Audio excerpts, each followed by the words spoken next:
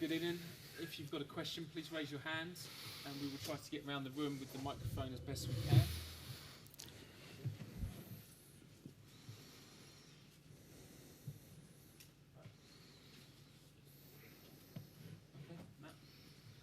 Ali Frank, can I check N'Golo Kante's fit to start tomorrow? And can you tell us, this sequence of injuries, does it stem from him being forced to play in the Europa League final last season when he was injured, when it was obviously such an important game to get you into this competition? Yeah. Are we translating first? Or? So first. Okay. Well, he's trained this morning and he got through training okay. He's one that we still have to assess in the morning. So we're positive that he'll be fit to play. In terms of the injury, no, it doesn't relate to that.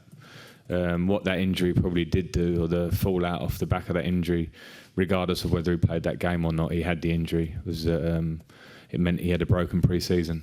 So it's a slight domino effect where the main injury is now feeling good, but he's probably got a couple of niggles and different issues since that, and a tackle at Manchester United on the first game that affected him on the ankle. So there's a bit of bad luck in there as well. Everyone's working towards getting him regularly fit so he can play some continuous games, and I'm hoping that's coming really soon because we obviously need him.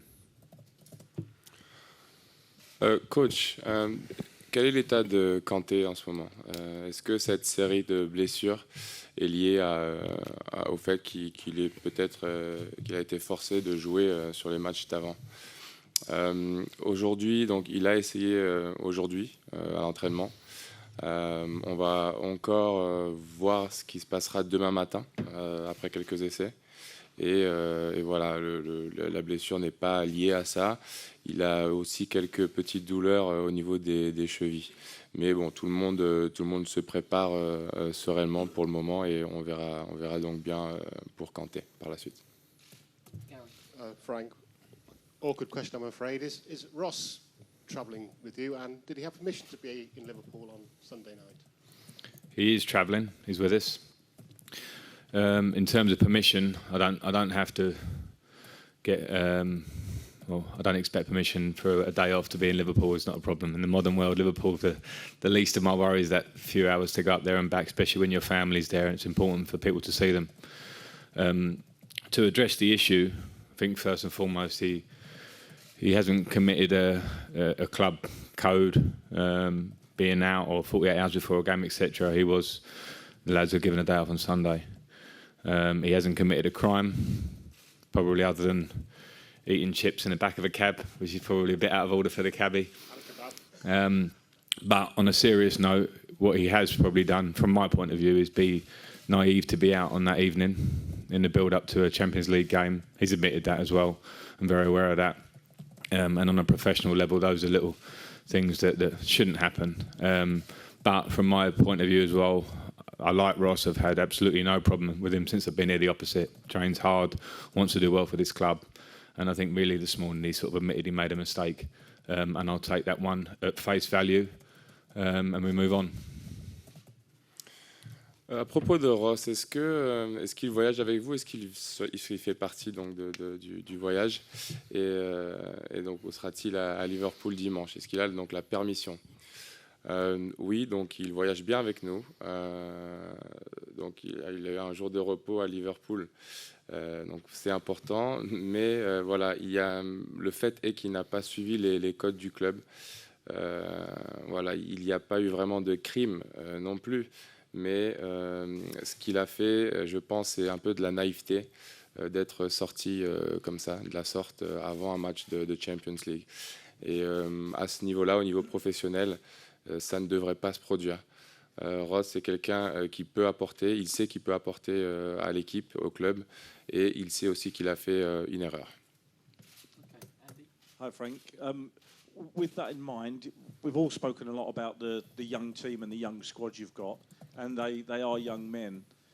Is there a need maybe for you to talk about as a wider issue to the youngsters, to the responsibilities they have regarding that sort of thing? I know you said he's not committed a crime, but just to tell them as young men that they need to, their lives may have to be a little bit different to other young men?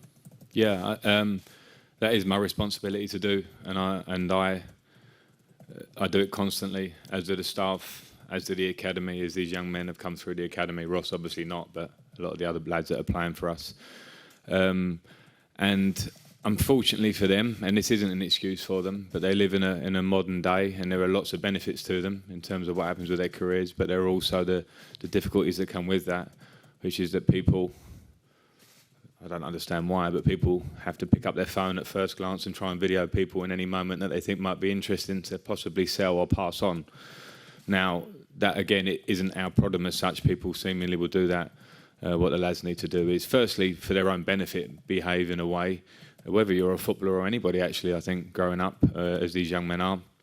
And secondly, be aware of the pitfalls. So, yeah, I think and we have a very good bunch at this club. They're really good lads. I made mistakes as a player along the way, don't we all? I've got confidence in them that they're professional lads, want to do the best for these clubs, and yeah, they must take on their responsibilities off the pitch. Nous avons beaucoup parlé de la jeunesse de cette équipe, donc de l'âge de l'équipe en général. Et est-ce qu'il n'y aurait pas là justement un problème qui est identifié? Est-ce que ça ne serait pas un problème plus général qui serait lié justement à leur âge et à l'âge de ce groupe? Est-ce que leur vie n'est pas aussi un peu différente de celle qu'ils ont, que la plupart des jeunes? Oui, tout à fait. C'est d'ailleurs ma responsabilité. Je le fais auprès du staff, le staff le fait auprès d'eux et moi aussi auprès d'eux tous les jours. C'est notre responsabilité donc de les responsabiliser. Et malheureusement pour eux, ils vivent dans une ère moderne et il y a par conséquent des difficultés qui sont associées à cette ère. Les gens de nos jours prennent leur téléphone pour un rien, ils filment tout ce qui se passe autour d'eux. Donc il faut forcément qu'ils s'adaptent et ça les impacte eux aussi en tant que joueurs. Pour leur propre bien, et on le fait pour leur propre bien en tant que joueur et en tant que personne. Voilà, c'est pas une chose de très facile, mais on le fait. Cependant, j'ai totalement confiance en mon équipe. C'est vrai que ce sont des joueurs qui globalement ont une bonne vie, et voilà, j'ai confiance en eux et j'ai confiance en notre management. Okay, my name is Omar Akatuba. I work with omarsports.com from Nigeria. My question is about the two young guys who have Nigerian links, Fikayo Tomori and Tammy Abraham. First with Fikayo, he's done a fantastic job in the absence of Anthony Rudiger. He's performed very well. Do you see him retaining his spot when Anthony comes back fully? And for Tammy, he's also done very well. He started very well. How much do you see this guy growing as a young player? And the second question might be awkward, but I hope you'll be able to answer. As far as their international future is concerned, there's been a lot of talks. Some persons say he will play for England. Some persons say he will play for Nigeria. As a manager and as a legend of Chelsea, if you've ever had this kind of discussion, what have you told them? What has been your advice to these two young lads? Okay, firstly with Tomori, I obviously worked with him last year. I have a lot of trust in him, and I think that's pretty evident because it was my choice to keep him at the club this year and not loan him out into the Premier League where he was much wanted by other clubs because I believe in him. On the Rudiger one, I don't see it as a one-for-one contest. I see it as up four very good centre-backs contesting for 2 or 3 positions. And what Tomori has done is give himself a really good start in the race from the way he's played, and now he is competing officially for one of those starting spots, which is great to see. On top of that, I'll say that he must keep working and improving because the levels he's starting to set, which he can improve on, are completely down to him now. There's a lot more to come from him. Tammy Abraham, obviously a different story slightly. He's been out on loan more. He's scored a lot of goals in the Championship. He's been given his chance this year and he's taken it really well. Scoring goals, infectious in how he trains around the group, a great personality, causing problems for defenders, even against Brighton when he didn't score at the weekend. I thought his performance was great. So again, similar to Fikayo, he's still got more to do, but showing brilliant signs this season. On their international futures, I don't feel like it's my place to tell them what to decide. I never would do with a player, because I think there is too much more that is important for them individually and their families to decide on where they want to play their football internationally. So I wouldn't feel right to step into that one unless they ask my opinion on a footballing sense, and they haven't. So that's their choice. Is that the answers for you? There's a few questions there. Thank you. Coach, j'aimerais vous poser une question par rapport aux joueurs qui viennent du Nigeria, donc Tomori et Abraham. Sachant que Anthony était absent, donc Tomori a pu avoir du temps de jeu, il a pu jouer bien jouer. J'aimerais aussi savoir comment vous pensez donc qu'ils vont évoluer au sein de votre équipe, et aussi j'aimerais savoir ce que vous pensez de leur futur international, sachant qu'ils pourraient jouer au Nigeria ou peut-être au UK. Quels seraient vos conseils en tant que coach? Donc en ce qui concerne Tomori, je lui fais totalement confiance. C'était mon choix de le garder avec nous et de ne pas aller ailleurs. Ce n'est pas un contest non plus, un contre un de lui, Tomori, et les joueurs qui pourraient être amenés à remplacer. Je pense qu'il a des qualités pour jouer sur divers postes, et il a montré aussi beaucoup de qualités pour jouer précisément à plusieurs postes. En ce qui concerne Abraham, c'est une histoire un petit peu différente. Il a beaucoup marqué, il a une très très grosse énergie, et c'est une énergie contagieuse qu'il arrive à transférer au reste de l'équipe. Il donne beaucoup de fil à retordre aux défenses. Mais globalement, il a fait un super début de saison, et on en est très content. Au niveau international, je ne pense pas que ce soit mon rôle de me positionner, sauf si on me le demande clairement, comme sa famille par exemple. Mais sinon, je ne me positionnerai pas. Okay, last two, and then we need to finish. Simon and then Tony. Hi, Frank. Simon. You obviously played with a great goalkeeper in your playing career. How highly do you rate Kepa? What have you noticed from him since the start of the season? And have you noticed any difference in his confidence levels with the lack of clean sheets? I know you got one on Saturday, but has it affected him at all, the lack of clean sheets? I'll start at the end there, because I think in terms of the lack of clean sheets, to get one at the weekend, the person I was most happy for was Kepa, even though it's always a team issue, because goalkeepers pride themselves on clean sheets.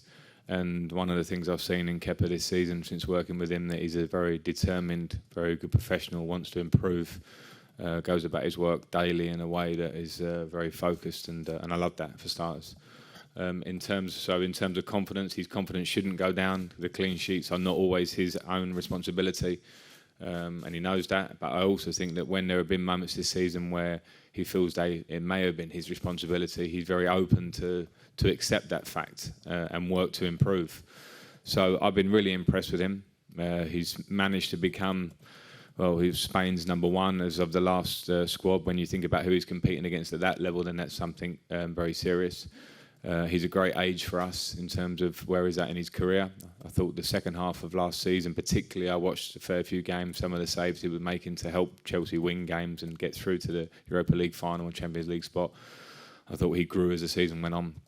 And I think he's growing again now. And I'm very, very happy with him as a player. And if anything, I can say maybe in his role and his status within the group, he can become a bit more vocal and spread that around, because I think that's what great goalkeepers do, and that's part of the process for him as well.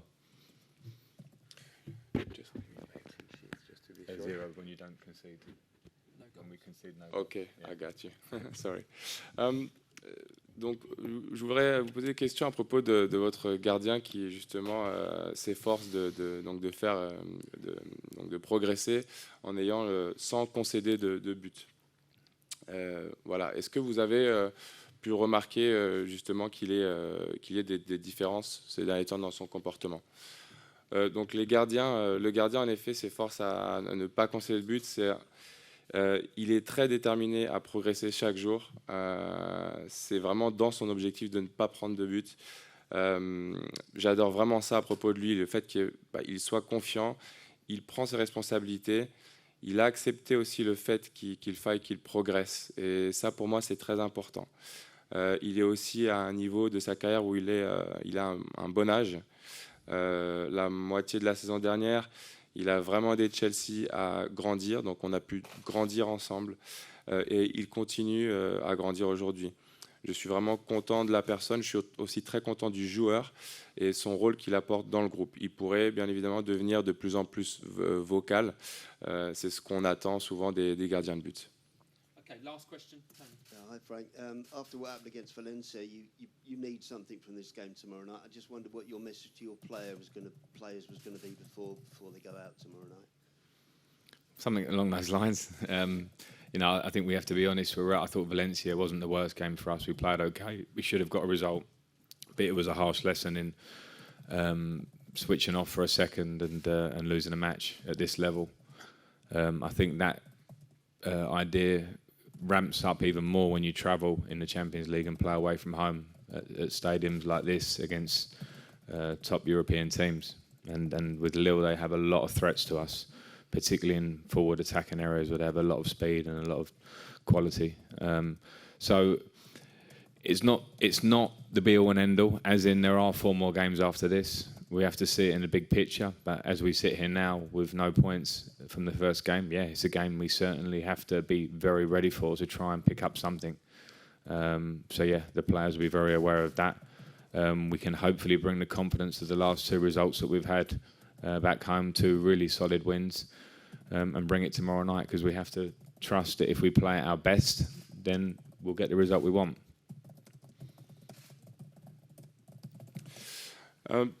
Voilà, bon, vous connaissez votre situation. Maintenant, il va sans doute vous falloir un résultat. Donc, comment vous pouvez le décrire? Comment ça va se passer pour vous? Oui, tout à fait. On a, comme vous l'avez dit, on a besoin d'un résultat. Comme vous avez pu le voir, le fait de s'endormir quelques secondes, on peut rapidement perdre un match. Ça peut très vite, les situations peuvent très vite se retourner à ce niveau-là. C'est d'autant plus compliqué de jouer à l'extérieur contre de grosses équipes dans des gros stades avec beaucoup de pression. Ça s'applique évidemment pour Lille, qui est une grosse équipe et qui a beaucoup de talent, qui va nous poser sans doute pas mal de problèmes. Il faut aussi regarder tout ça dans sa globalité.